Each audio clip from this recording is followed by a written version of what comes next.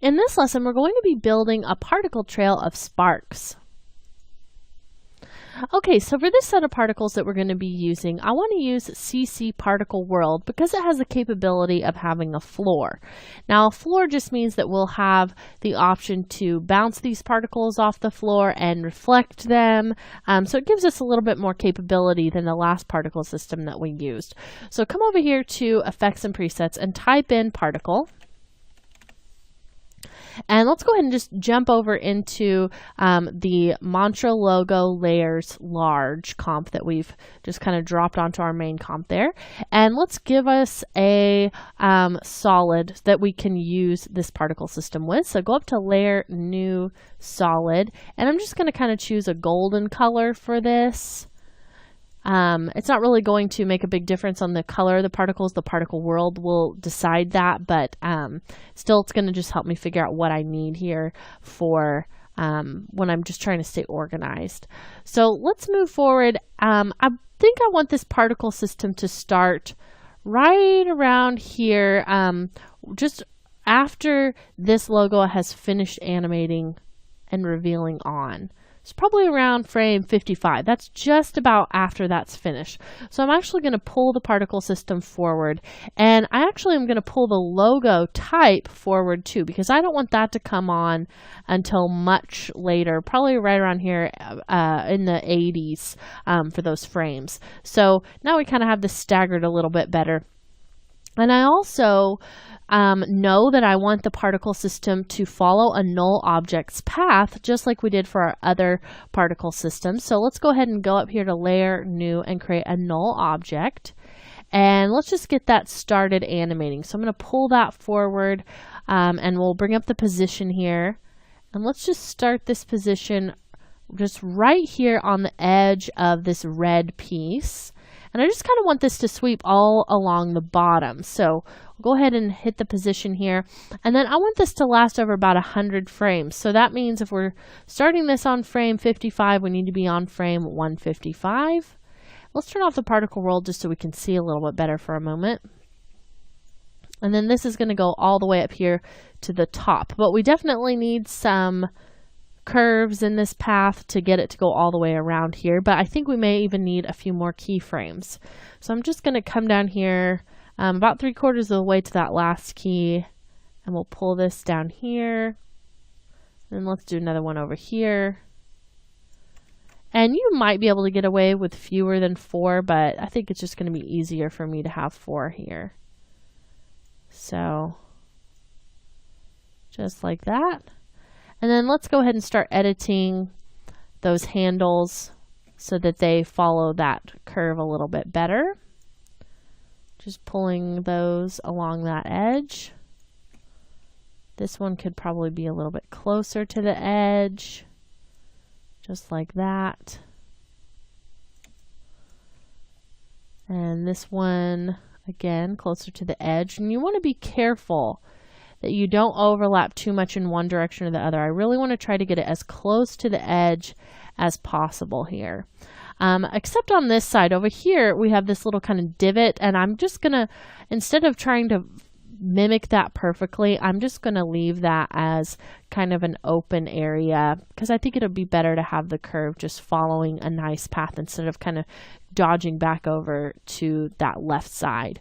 Okay, so this looks pretty good. We have that following a path really nicely with that curve. Now what I want to do is change the speed of this. So you can see that the dots are not distributed very evenly. So let's just go ahead and get our interpolation figured out. So this last keyframe here, I want it to ease into. So I'll hit F9 to add some easy ease. And then let's go into our graph editor and give it even some more influence. Just take that up a little bit. So that's at about 60% influence now. So that's going to even be slowing into that last frame. And then I'm going to select those two keys and we'll rove them. So right click and choose rove across time. So now everything's going to pretty much go at the same speed until we start getting into the influence of this final key where it's really going to slow down. So now that we have that all set up, I'm ready to go ahead and start trying to parent my producer position to my null position. So let's go ahead and take a look at the producer for CC Particle World. As you can see, it's a little bit different than CC Particle Systems 2. So we've got position X, position Y, and position Z now, instead of one position value that controls both the X and the Y. And this can be a little bit confusing. So we're going to need to do a little bit more extensive parenting, and we're also going to need to use an expression to get this to work. Because if you'll notice, the values here are a little bit different than maybe something you might be used to. So let's talk about why and how to go about fixing this. So I'm going to go ahead, we'll toggle down that yellow solid. I'll turn that back on so you can kind of see what's going on here. And open up the producer. And what I want to do is parent the position X of my producer to the position X of my null. So instead of just dragging it up to position, I'm going to drag it to the actual X value, which is what you see right here. And then Y is going to be that second value there. So go ahead and we'll Alt-click that position stopwatch for the producer, grab your expression pick whip, drag it up here, and make sure you get right on that value. You'll know when it has a little box around it. And you can see that now we've gotten that slight expression there. And the particles are disappeared basically. So if I zoom way, way out here, I don't even think I can zoom out far enough to show you this. The particle system you can see now is very, very long. So what it's doing is it's looking at that position in terms of pixels, because the position of our null is measured in pixels. So you'll notice whenever you create a solid or a null, it never starts at 0. It always, for those values of its position, it's always going to start at, something like 640 by 360 or something like that. And so you may have wondered why it's like that. And that's because After Effects measures most things in pixels from the upper left-hand corner. So this upper left-hand corner has a coordinates of 0, 0.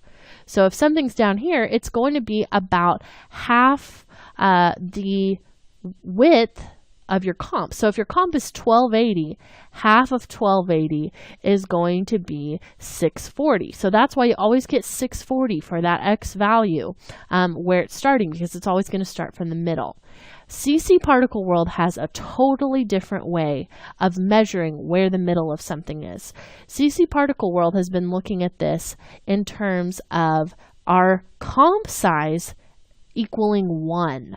So that's why these numbers are so low that you see over here. And then this 743 just totally throws it off, because basically what it thinks we have done now is told it that we want our position of our producer to be 743 times to the right of the middle of our comp. So that might be a little bit confusing, but just imagine that it says that if we had only turned that up to a 1, it would have put the producer right here. So really, really kind of confusing how that works, but it can be fixed using expressions. So we've already kind of used an expression here by parenting that X value of our null to, or excuse me, the X value of our CC Particle World to the X value of our null.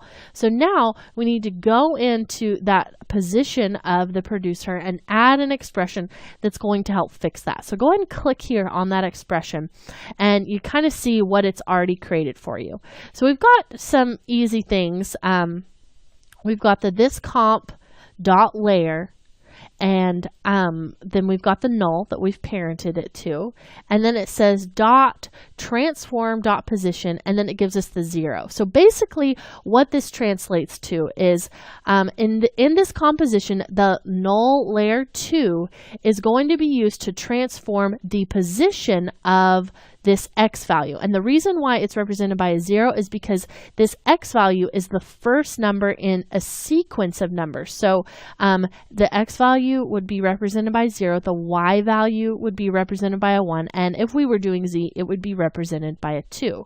So don't ask me why it's like that. It's computer stuff, and you just have to accept that. So we've got the 0 here that is basically saying this is our X value. So this is already written for us. Most of it's already written, but we need to now tell it that we want it to come back. It's way, way out there, 743 times the size of our comp out there. So we need to divide this by our comp size, which is 1280. And that's going to kind of convert that weird space that CC Particle World is using back to our pixels that we're used to. So I'm going to put the division symbol here, which is basically going to be /, and then we're going to type in 1280. And we actually, because we're going to add another value here, we're going to put this whole expression in parentheses. So add a close parentheses, then we'll go back to the beginning and put that open parentheses here. So now I'm just going to click off and show you that we're halfway there now. So that part of the expression brought this back, and it's over here on the side, but we still need to bring it over a little bit more. So basically what we've done is told it, instead of starting here and thinking of this as your 0, I want you to start over here. So now we need to bring it back just halfway, just one more, so that it's going to look at the middle of this. So all we have to do is go back into that expression and tell it to subtract 0.5, or you could just put in -0.5 and not have the 0. Same difference really. And so now when we click off, that is now going to follow along with that null object. So I'm kind of clicking fast, so it's not having as much time to update, but you can see that that X value is working, but it still looks a little bit high because the Y value hasn't been parented yet. Now the Y value is going to be a little bit more tricky, but not terrible. So let's go ahead and do that one now. I'm going to come down here to the position of the Y. We'll alt click that stopwatch, grab your expression pick whip, and we're going to pull this up here and make sure that you're hovering over the Y value of the null, which is going to be that second number. So let go. And then it's going to kind of put you in that same position. And remember, I told you it's going to have a 1 here. That's because this 0 says that it's X. This 1 says that it's Y. So let's go into that. And this time, we're going to do the same thing. We're going to divide it by 1280. So this time, it went way up. Instead of way to the right, it went way up, 1280 times the size of our comp. So let's go ahead and we'll divide this by 1280, just like we did last time. And we're going to go ahead and put this in parentheses. Just come over here to the side, open parentheses, and then you can click off, and you see that now we're so close. Or actually, I guess it went way to the bottom, not way to the top that time.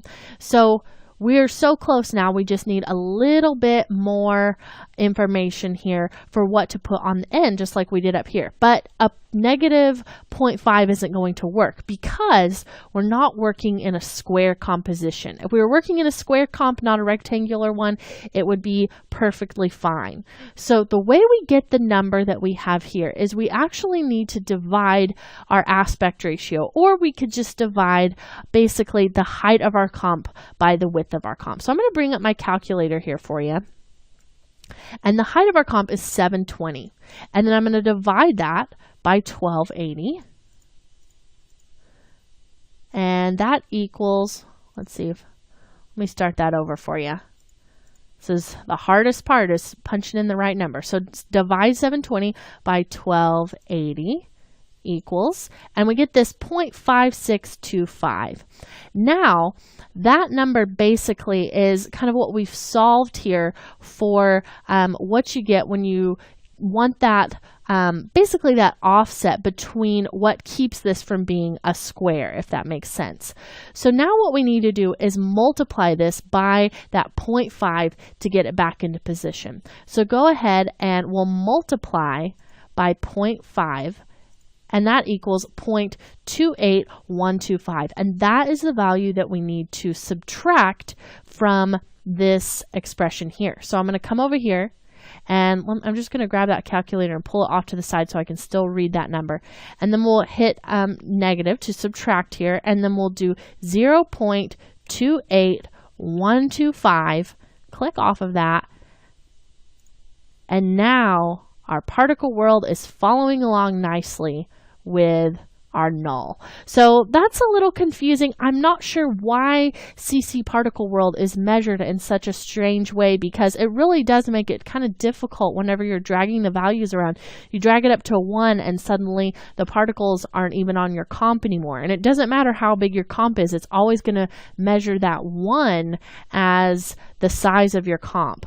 So now that we have those particles traveling along the bottom of our logo, I want to go in our next lesson and start to tweak the look of those particles, because right now they look like fireworks and that's a little bit crazy. I want them to look more like sparks and a little bit more like a stream, but it is definitely coming together. So if you got through this part and you really tried to understand kind of what was going on there with the size of the compositions and those expressions and everything, you did a great job. So we're going to come back in our next lesson and start to just kind of explore the look of those particles and really bring this to life by making those particles feel a lot more integrated. So stick around and we'll learn how to do that in our next lesson.